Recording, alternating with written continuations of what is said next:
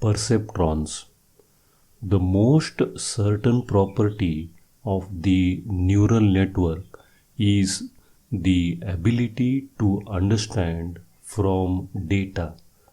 They are information processing structures that have acquired huge achievement in various domains, from marketing to research. There are numerous kinds of neural networks. For example, random forest, support vector machine, LDA, etc., from which single and multi-layer perceptron learning algorithms have an adequate place. What is random forest? Random forest is a supervised learning algorithm which is used for both classification as well as regression. It is mainly used for classification problems. As we know that a forest is made up of trees, and more trees means more robust forest. Similarly, random forest algorithm creates decision trees on data samples and then gets the prediction from each of them and finally selects the best solution by means of voting. It is an ensemble method which is better than a single decision tree because it reduces the overfitting by averaging the result. Ensemble methods is a machine learning technique that combines several base models in order to produce one optimal predictive model. What we mean by SVM, support vector machine. In machine learning, support vector machines, which are also called as support vector networks, are supervised learning models with associated learning algorithms that analyze data used for classification and regression analysis. LDA stands for linear discriminant analysis. It is most commonly used as dimensionality reduction technique in the pre-processing step for pattern classification and machine learning applications. In the artificial neural network, the perceptron is a convenient model of biological neuron. It was the early algorithm of binary classifiers in supervised machine learning.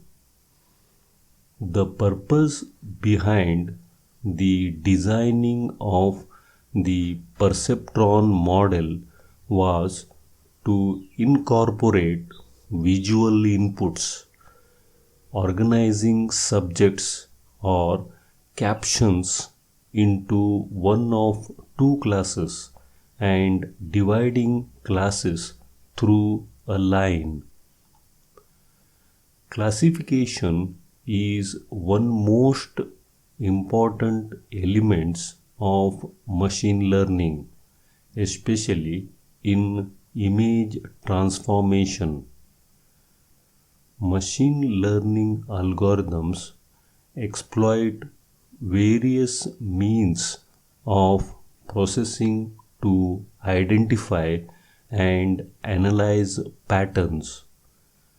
The perceptron algorithms analyze classes and patterns in order to attain the linear separation between the various class of objects and correspond patterns obtained from numerical or visual input data. In 1957, Frank Rosenblatt at the Cornell Aeronautical Laboratory combined Donald Hebb's model of brain-cell interaction with Arthur Samuel's machine learning efforts and created the perceptron. The perceptron was initially planned as a machine, not a program. The software, originally designed for the IBM 704, was installed in a custom-built machine called the Mark I perceptron, which had been constructed for image recognition. This made the software and the algorithms transferable and available for other machines. Described as the first successful neurocomputer, the Mark I perceptron developed some problems with broken expectations. Although the perceptron seemed promising, it could not recognize many kinds of visual patterns, such as faces, causing frustration and stalling neural network research. It would be several years before the frustrations of investors and funding agencies faded. Neural network or machine learning research struggled until a resurgence during the 1990s. Today, perceptron is a fundamental unit of the neural network. It takes weighted inputs, processes it, and capable of performing binary classifications. Perceptron is a linear classifier, means it is a binary classifier.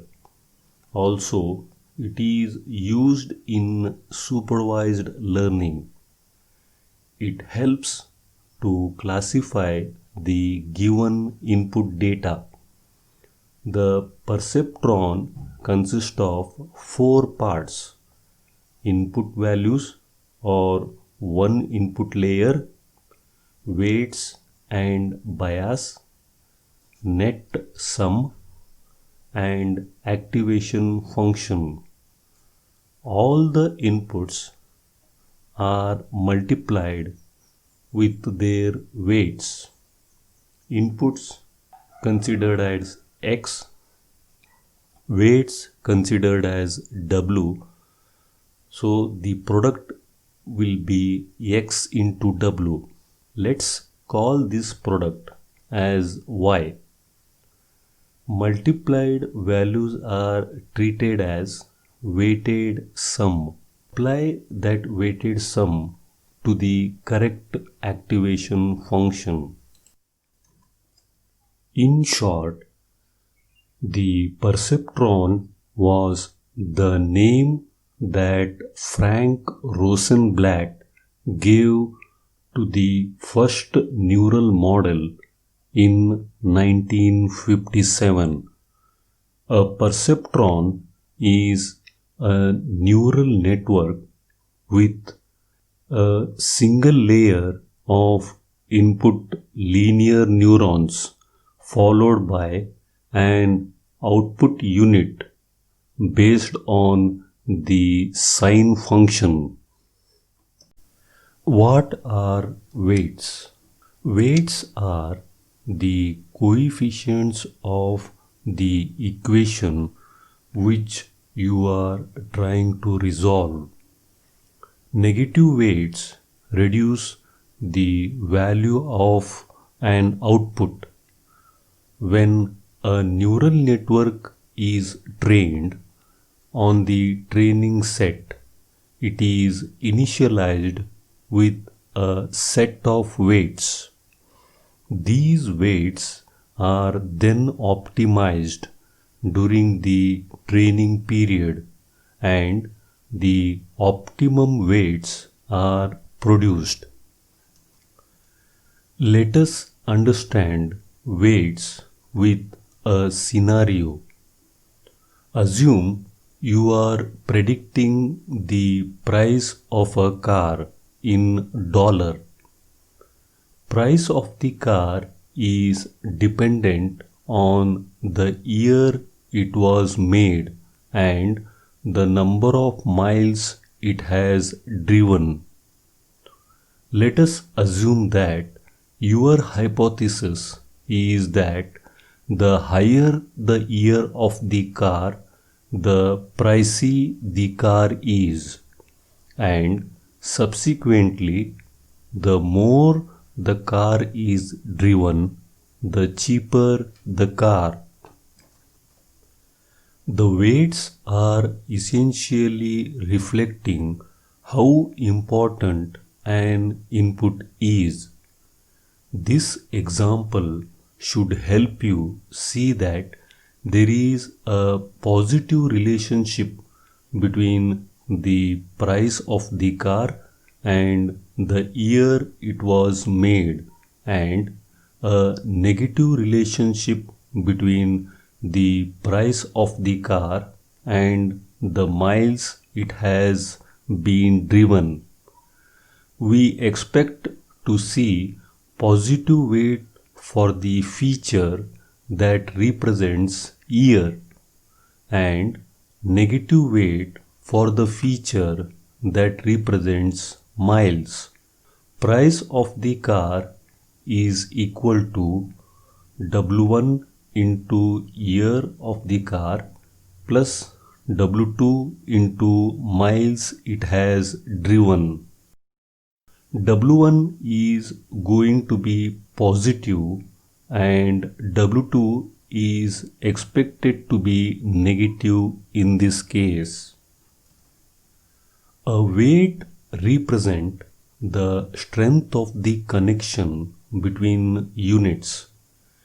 If the weight from node 1 to node 2 has greater magnitude, it means that neuron 1 has greater influence over neuron 2.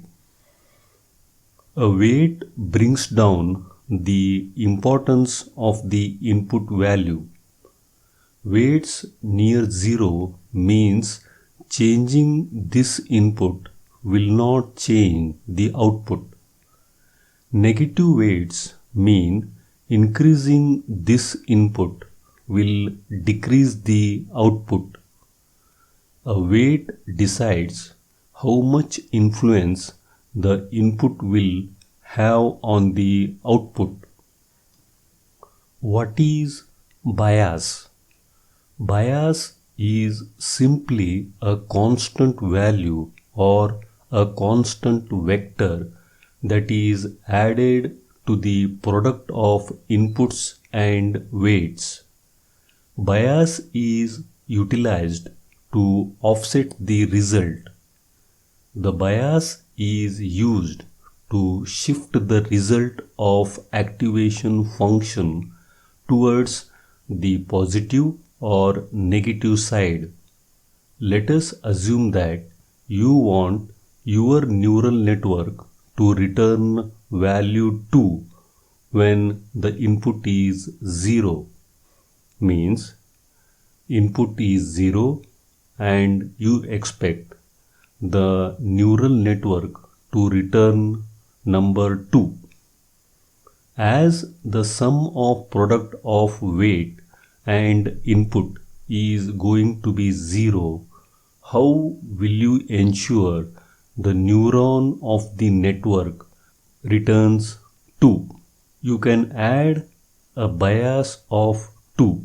If we do not include the bias, then the neural network is simply performing a matrix multiplication on the inputs and weights. This can easily end up overfitting the data set. Let us compare weight and bias. Bias represents how far off the predictions are from their intended value. Biases make up the difference between the function's output and its intended output. A low bias suggests that the neural network is making more assumptions about the form of the output, whereas a high bias value makes less assumptions about the form of the output. Weights, on the other hand, can be thought of as the strength of the connection. Weight affects the amount of influence a change in the input will have upon the output. A low weight value will have no change on the input. A larger weight value will more significantly change the output. Why do we need weights and bias? Weights show the strength of the particular node. A bias value allows you to shift the activation function curve up or down. Where we use the perceptron.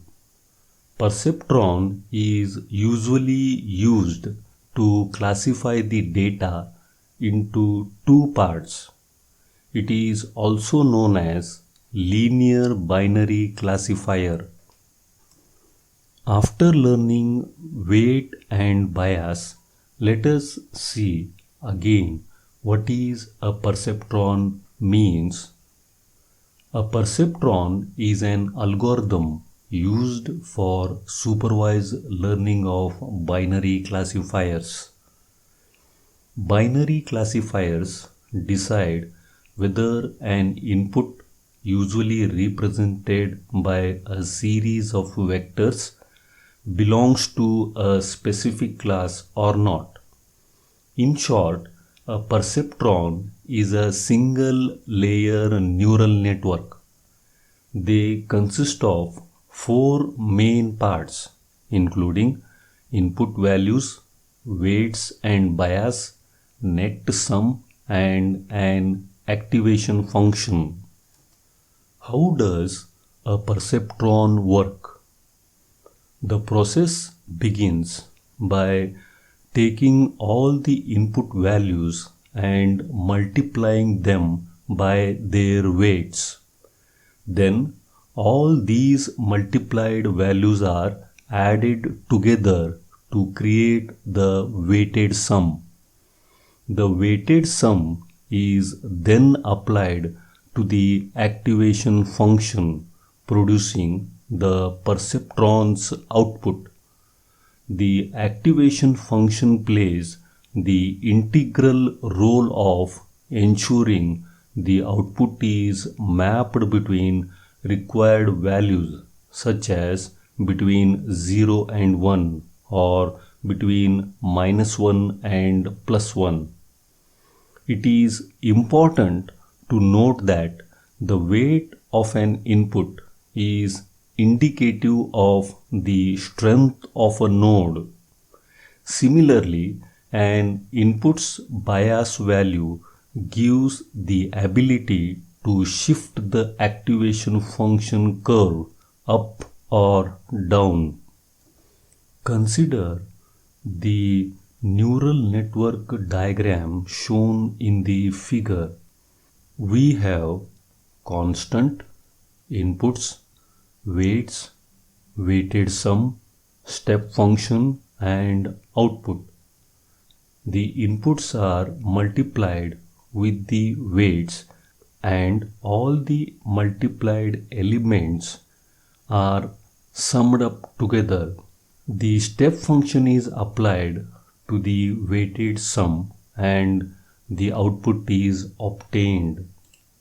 On the left hand side, we have x1, x2, x3 up to xn. Each input is having a particular weight represented by W1, W2, W3 up to Wn. We may have the constants with weight that is shown with x0 is equal to 1 and weight as W0.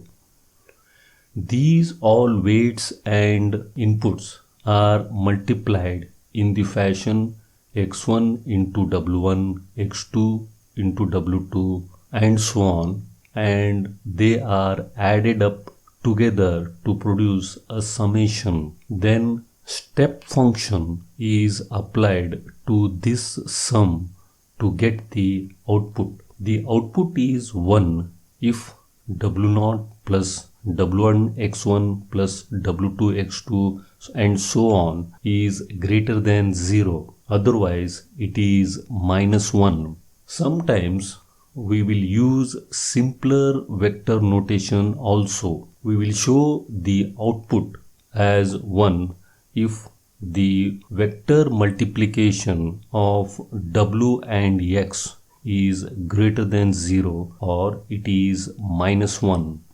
If you consider the input as a signal, then you can imagine the case shown in the diagram. Here inputs are pixels, pixel 1, pixel 2 and so on. Input layer is x1, x2, x3 and so on. Weights are applied to this input like 0.25. The output is calculated with the weighted sum, that is x1 into 0.25 plus x2 into 0.25 and so on. They are added up together. The result will be a bright signal if the output is greater than -0.1. If it is less than -0.1, then the category is treated as dark. Representational power of perceptrons. We can view the perceptron as representing a hyperplane decision surface in the n-dimensional space of instances, that is, points. The perceptron outputs a 1 for instances lying on one side of the hyperplane and outputs a -1 for instances lying on the other side as shown in the figure. The equation for this decision hyperplane is W into x is equal to 0. Some set of positive and negative examples cannot be separated by any hyperplane. Those that can be separated are called linearly separable set of examples. A single perceptron can be used to represent many Boolean functions. For example, if we assume Boolean values of 1, that is true, and -1, that is false, then one way to use a 2-point perceptron to implement the AND function is to set the weights W0 is equal to -0.8 and W1 equal to W2 is equal to -0.5. This perceptron can be made to represent the OR function instead by altering the threshold value W0 is equal to -0.3. And OR function can be viewed as special cases of M of n functions, that is, functions where at least m of the n inputs to the perceptron must be true. The OR function corresponds to m is equal to 1 and function corresponds to m is equal to n. Any m of n function is easily represented using a perceptron by setting all input weights to the same value and then setting the threshold W0 value accordingly. Perceptrons can represent all the primitive Boolean functions. Those are AND, OR, NAND, and NOR functions. Unfortunately, some Boolean functions cannot be represented by a single perceptron, such as XOR function, whose value is 1 if and only if x1 is not equal to x2. Note that the set of linearly non-separable training examples shown in the figure correspond to XOR function. The ability of perceptron to represent AND function, OR function, NAND function, and NOR function is important because every Boolean function can be represented by some network of interconnected units based on these primitives. Every Boolean function can be represented by some network of perceptrons, only 2 levels deep, in which the inputs are fed to multiple units and the outputs of these units are then inputs to second or final stage. One way is to represent the Boolean function in disjunctive normal form.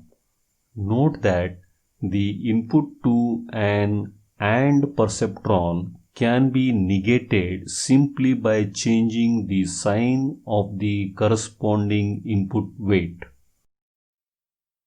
Because networks of threshold units can represent a rich variety of functions, and because single units alone cannot, we will generally be interested in learning multi-layer networks of threshold units. The decision surface represented by a 2-input perceptron is shown in the figure. The diagram on the left side shows a set of training examples and the decision surface of a perceptron that classifies them correctly. The right-hand side figure will show a set of training examples that is not linearly separable. In the diagram, X1 and X2 are the perceptron inputs. Positive examples are indicated by plus symbol and negative are represented by minus symbol. A single perceptron can be used to represent many Boolean functions. Consider AND function. The AND table is shown in the figure. We will consider the weight as 0.6, the values of A and B as shown. We will calculate the weighted sum for these values and check whether the output is same or not. The threshold value considered here is theta is equal to 1. In the first case, when A is equal to 0 and B is equal to 0, we will calculate the weighted sum, that is 0 into 0.6 plus 0 into 0.6, that is W1 into X1 plus W2 into X2. The value turns out to be 0. Since this value, that is 0, is not greater than the threshold considered, the output is 0. In the second case, if A is equal to 0 and B is equal to 1, then the weighted sum is 0 into 0.6 plus 1 into 0.6, that turns out to be 0.6. Again, this is not greater than the threshold value, so output is equal to 0. In the third case, if A is equal to 1 and B is equal to 0, the weighted sum will be 1 into 0.6 plus 0 into 0.6 is equal to 0.6. Again, this is not greater than the threshold value of 1, so the output is equal to 0. In the last case, if A is equal to 1 and B is equal to 1, when we calculate the weighted sum as 1 into 0.6 plus 1 into 0.6, the value we will get is 1.2. This value exceeds the threshold value, that is 1, so the output is 1. This example shows that a single perceptron can be used to represent many Boolean functions.